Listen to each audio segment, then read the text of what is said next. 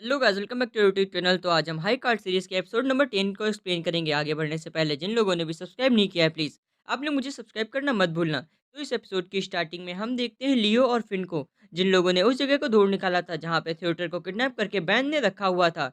जिसके बाद में लियो डिसाइड करता है कि फिन यहीं पे रुकेगा और लियो और ओलिविया जो कि थिएटर का असिस्टेंट है वो दोनों मिलकर के वहां पे उस जगह पे ढूंढने के लिए थिएटर को जाएंगे। और इसी के साथ सीन शिफ्ट होता है, हम देखते हैं कैप्टन की डेड बॉडी को, जिनकी डेथ हो चुकी होती है। उनके पास में शुगर खड़ी होती है जो कि उनके पास में अपने द्वारा लिखा हुआ लेटर रखती है। और आज उसकी आंखों से आंसू आ रहे होते हैं, लेकिन वो रोती नहीं है क्योंकि उसने कैप्टन से वादा किया था कि वो कभी भी अपने आप को झुकाएगी नहीं और हमेशा स्ट्रांग बनी रहेगी। और वो डिसाइड करती है कि वो अपने कैप्टन यानी अपने मास्टर का बदला लेकर के ही रहेगी। और इसी के साथ में सीन शिफ्ट होता है, हमें पैलेस का सीन दिखाया जाता है जहाँ पे हम देखते हैं किंग को, जिसके पास में एक बंदा आता है और बताता है कि आपसे कोई मिलने के लिए आया है। और इधर सीन शिफ्ट होता है, हम देखते हैं वैंडी और विजय को, जो कि इधर प्रेसिडेंट से मिलने के लिए आते हैं। और वो आते ही कहते हैं कि हमारे पास सारे के सारे कार्ड्स हैं, लेकिन हमारी आपसे रिक्वेस्ट है कि ये सभी के सभी कार्ड्स को हमारे पास रखा रहने दिया जाए, क्योंकि हम लोगों को पता चला है कि ब्लैक नाइट राज तिलक वाले दिन वो जोकर कार्ड को लेने के लिए आएगा और वो उसको नष्ट कर देना चाहता है, जिससे वो अपना बदला ले सके। और ये पूरी बात वो अपने प्रेसिडेंट को एक्सप्लेन करते हैं, लेकिन राजा कहते हैं नहीं, राज तिलक जब होना है उसकी डेट चेंज नहीं की जाएगी और साथ साथ में मैं उसी दिन सारे के सारे कार्ड्स को सभी दुनिया के सामने लाऊँगा और कोई भी डेट चेंज नहीं होने वाली है। और सभी के सभी जितने भी कार्ड्स तुम्हारे पास है वो हमारे पास में सारे के सारे रखवा दो। इसी के साथ सीन शिफ्ट होता है, हमें बैन को दिखाया जाता है जो कि किसी से फ़ोन पे बात कर रहा होता है। और हम देखते हैं ये और कोई नहीं बल्कि थर्ड प्रिंस होते हैं, जो कि चीख करके कह रहे होते हैं कि बैन, मैं तुम्हें नहीं छोड़ूँगा। आखिरकार मैंने ही तुम्हारी हर काम में मदद की है। चाहे वो कार्ड्स को दुनिया के हर कोने तक पहुँचाना हो या फर्स्ट प्रिंस को जान से मरवाना हो, मैंने तुम्हारी इन सभी कामों में मदद की है। मेरे बिना तुम इनमें से कोई भी काम नहीं कर पाते। और वैसे भी मैं यहाँ का राजा बनना चाहता हूँ और मैं बन के ही रहूँगा, भले ही इसके लिए मुझे कोई भी कीमत क्यों ना चुकानी पड़े। और आखिरकार मैंने ही तुम्हें बताया था कि आखिरकार थिएटर ने सारे के सारे कार्ड्स को कहाँ छुपा के रखा है। और तुम चुपचाप मेरा काम करो और मुझे राजा बनाओ, नहीं तो मैं तुम्हें नहीं छोड़ूँगा। और कैप्टन यंग को भी मैंने ही मरवाया था। अगर वो आज ज़िंदा होता तो हमारे सारे राज पूरी दुनिया को बता देता और राजा को भी ये राज बता देता। इधर हम देखते हैं बैन को, जो कि उसकी बातों को बहुत हल्के में लेता है और वो कहता है बच्चे शांत रहो, मैं सब कुछ ठीक कर दूँगा। इधर सीन शिफ्ट होता है, हमें दिखाया जाता है लियो और फिन को, जो कि उस जगह पे आ जाते हैं जहाँ पे जब वो अंदर आते हैं तो उनको बस एक चेयर के अलावा और कुछ नहीं मिलता है। और जब थिएटर का असिस्टेंट उस चेयर को छूता है तो उसे महसूस होता है कि जैसे कुछ समय पहले यहाँ पे कोई बैठा था। और वो महसूस करता था कि ये और कोई नहीं बल्कि उसके मास्टर ही थे। ये सोच करके वो बहुत ज़्यादा खुश हो जाता है, लेकिन अचानक से वहाँ पे बहुत तेज से भूकंप आने लगता है और हम देखते हैं पूरी की पूरी बिल्डिंग वहाँ की टूट जाती है और अचानक से स्क्रीन ब्लैक हो जाती है। और इधर हम देखते हैं लियो को, जब उसकी आँखें खुलती है तो वो देखता है अपने आप को एक गार्डन में। और वो देखता है कि उसके फादर यानी थिएटर उसके सामने ही बंदी बने बैठे हुए हैं। और जैसे ही वो अपने फादर के पास जाता है, उनको खोलने की कोशिश करता है, तभी उसके फादर कहते हैं, "तुमने इमोशन में बह कर के यहाँ आने की गलती की, जिसके कारण तुमने सिर्फ अपनी नहीं, बल्कि दूसरों लोगों की भी जान खतरे में डाली है। और उधर देखो फिन, यहाँ तक कि मेरा असिस्टेंट भी आज खतरे में है।" इसी के साथ में हम देखते हैं इधर बैन को, जो कि कुछ देर में वहाँ पे आता है और वो कहता है, "तो चलो, आज मुझे फ्री में 4 कार्ड्स एक बार फिर से मिल गए।" और फिर वो बताता है कि आखिरकार उसकी फैमिली के साथ क्या हुआ था। और वो बताता है कि कैसे उसके फादर एक मिनिस्टर हुआ करते थे, जो कि बहुत ही बड़े मिनिस्टर थे। लेकिन अचानक से जब वो एक दिन पार्टी एन्जॉय कर रहे होते हैं, तभी कुछ गुंडे की फ़ोर्सेज़ आकर के उनके ऊपर हमला कर लेती है और उनको बंदी बना लेती है। और जैसे मुझे ये बात पता चलती है, वैसे ही मैं थिएटर के पास जाता हूँ। और ये पहली बार था जब थिएटर ने अपने वसूलों को सामने से हटा करके उन कार्ड्स को अपने लिए यूज़ करने का सोचा था, वो भी सिर्फ़ मेरे लिए। और आज मैं बहुत ज़्यादा खुश था, क्योंकि आज मेरा दोस्त मेरे साथ था और मुझे पूरा यकीन था कि आज मैं अपने फादर को बचा लूँगा।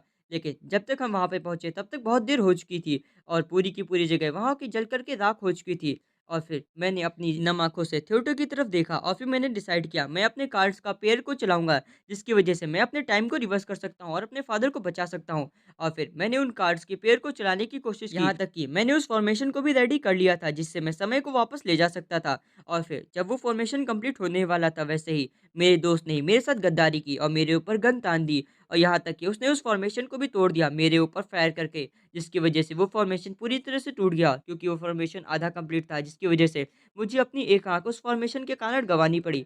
जिसके बाद में मेरी फ़ैमिली का पूरी दुनिया से नामो-निशान हटा दिया गया और कुछ समय में ही मेरी पूरी फ़ैमिली को पूरी दुनिया भूल गई। और ये सब सिर्फ़ राजा ने करवाया था, लेकिन मैं अपने इंतकाम को नहीं भूला और मैंने उस जगह पे ही अपने फ़ादर की समाधि बनाई और मैंने उन लोगों का नाम लिख दिया, जिन लोगों को मुझे जान से मारना था। और फिर मैंने उस दिन डिसाइड किया था कि मैं किसी को भी नहीं छोड़ूँगा। अभी हम देखते हैं उसके पैरों में ही कोई जोकर का कार्ड फेंक देता है और हम देखते हैं ये और कोई नहीं बल्कि टिल्ट होता है और वो कहता है, लो तुम्हारा कार्ड तुम्हारे पास है। इधर हम देखते हैं बैन को, जो कि कहता है, लगता है तुमने बहुत ज़्यादा देर कर दी टिल्ट। इधर हम देखते हैं टिल्ट को, जो कि कहता है, तुमने आखिरकार मेरे साथ किया क्या था? जहाँ पे हमें पास्ट में एक घर को जलता हुआ दिखाया जाता है और हमें पता चलता है कि जेनॉन ने अपनी पावर की मदद से टिल्ट की मेमोरीज को मैनिपुलेट किया होता है और फिर टिल्ट बैन से कहता है कि मैं इस काम के लिए तुम्हें बिल्कुल भी नहीं छोड़ूंगा और मैं इस काम का बदला तुमसे आज मैं लेकर के ही रहूंगा। इधर हम देखते हैं बैन को, जो कि अपना हाथ आगे करते हुए कहता है, ठीक है, आ जाओ, तुम करके देखो, देखता हूँ तुम मुझसे बदला ले पाओगे या नहीं।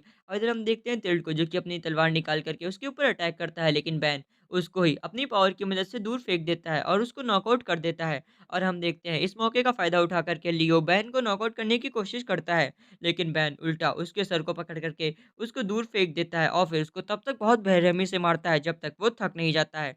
और इधर हम देखते हैं लियो को, जिसके पूरे माउथ से अब खून बह रहा होता है और वो ज़ोर से हँसते हुए कहता है, थियोटर, आज मैं तुम्हें दिखाऊँगा किसी अपने को खोने का दर्द क्या होता है, आज तुम्हें वो दर्द मैं महसूस कराऊँगा। और हम देखते हैं वो अपने कार्ड की पावर का यूज़ करने लगता है, जिससे वो इधर लियो को मार सके और फिर हम देखते हैं वो उसके ऊपर अपनी शक्तियों से अटैक करता है, लेकिन रास्ते में थ्योटर लियो के सामने आ जाता है, जिसकी वजह से पूरे के पूरे स्क्रैचेस उसके ऊपर आ जाते हैं और हम देखते हैं उसकी पूरी की पूरी आँखें अब पूरी तरह से खत्म हो चुकी होती हैं और उसकी पूरी बॉडी पे कट लग चुके होते हैं। और फिर वो अलर्ट कराते हुए बैन के पास में आता है और उसकी पॉकेट से उसके ही कार्ड्स को बाहर निकाल लेता है, जिसकी मदद से वो बैन को बहुत दूर से नॉकआउट कर देता है, उसको दूर फेंक देता है। और फिर हम देखते हैं वो अपने कार्ड की पावर को एक्टिवेट करता है, जिसकी पावर होती है वो किसी भी चीज़ को देख सकता है फुल स्पीड की मदद से। इसके बाद में बैन उसके ऊपर बुलेट से फायर करता है, लेकिन थ्योटर बार-बार उसकी बुलेट से बच रहा होता है, क्योंकि अब शक्ति उसकी बहुत ज़्यादा बढ़ चुकी होती है। और फिर वो कुछ ही देर में बैन को नॉकआउट कर देता है। लेकिन बैन इस बार गुस्से से कहता है, क्यों? आखिरकार क्यों? तुमने मेरे फादर को मुझे बचाने क्यों नहीं दिया? मैं उस दिन अपने फादर को बचा सकता था। मैं टाइम को पीछे ले जाकर के अपने फादर को एक बार फिर से देख सकता था, उन्हें बचा सकता था। लेकिन हम देखते हैं तभी वो सब कह रहा होता है, तभी टिल्ट ट्यूटर के पूरे शरीर से अपनी तलवार को आर-पार कर देता है और कहता है, बैन सिर्फ मेरा शिकार है और मैं सिर्फ इसे मारूँगा। और फिर हम देखते हैं वो फिर से बैन को मारने के लिए अपनी तलवार आगे बढ़ाता है, लेकिन इस बार ट्यूटर बीच में आ जाता है और फिर टिल्ट को बहुत दूर फेंक करके उसे नॉकआउट कर देता है। और फिर वो बैन के पास आता है और वो कहता है, सिर्फ तुम ही हो जिसकी मैं सच में केयर करता था, सिर्फ तुम ही हो जिसको मैं हमेशा से बचाना चाहता था और अपने पास रखना चाहता था। और ये कह कर के वो वहीं पे ही गिर जाता है और उसकी वहीं पे ही डेथ हो जाती है।